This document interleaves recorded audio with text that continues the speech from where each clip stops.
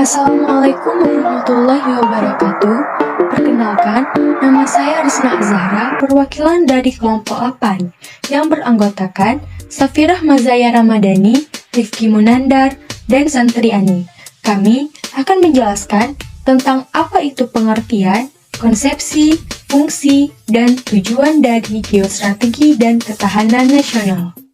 Yang pertama, saya akan menjelaskan tentang pengertian dari geostrategi.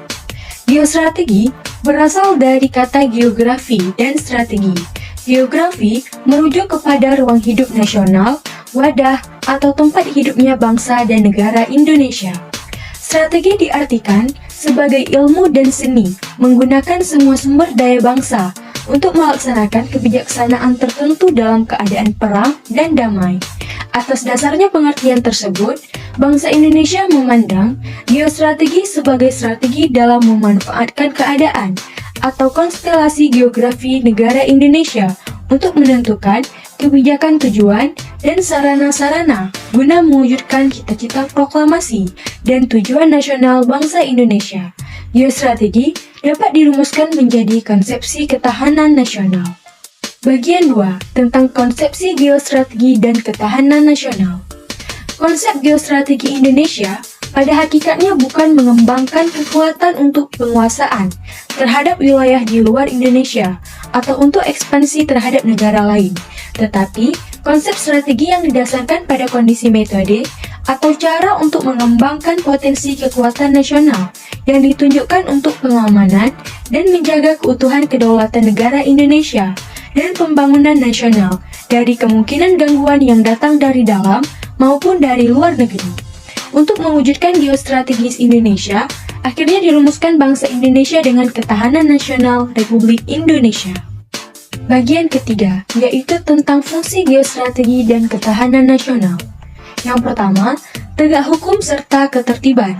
Yang kedua, terwujudnya kesejahteraan serta kemakmuran geostrategi. Inilah sebuah strategi di dalam kemudian memanfaatkan konstelasi. Yang ketiga, terselenggarakannya pertahanan serta keamanan. Yang keempat, terwujudnya keadilan hukum serta keadilan sosial atau adanya kesempatan rakyat untuk mengaktualisasikan diri. Bagian keempat, yaitu ada sifat-sifat ketahanan nasional. Yang pertama, ada manunggal. Di dalam membangun suatu ketahanan nasional, adanya kesatuan yang tersebut mempunyai sifat komprehensif integral. Kedua, ada mawas ke dalam. Ditunjukkan ke dalam diri bangsa serta negara sendiri, disebabkan karena bertujuan untuk mewujudkan hakikat serta sifat nasionalnya. Yang ketiga, kewibawaan. Ini memiliki tujuan untuk mewujudkan kewibawaan nasional, serta juga harus diperhitungkan pihak lain. Yang keempat, berubah menurut waktu. Ini memiliki sifat dinamis serta bisa atau dapat merubah sesuai situasi serta kondisi bangsa. Kelima, tidak membenarkan sikap adu kekuasaan serta adu kekuatan bangsa. Kelima, tidak membenarkan sikap adu kekuasaan serta adu kekuatan.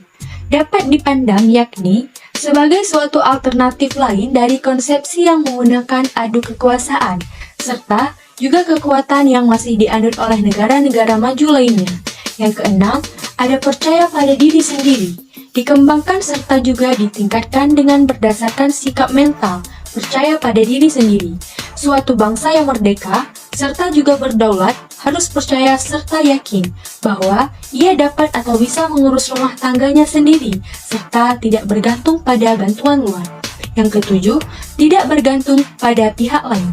Dikembangkan atas kemampuan diri sendiri, yakni dengan memanfaatkan segenap aspek kehidupan nasional, pengembangan kemampuan nasional dalam diupayakan untuk tidak tergantung pada pihak lain.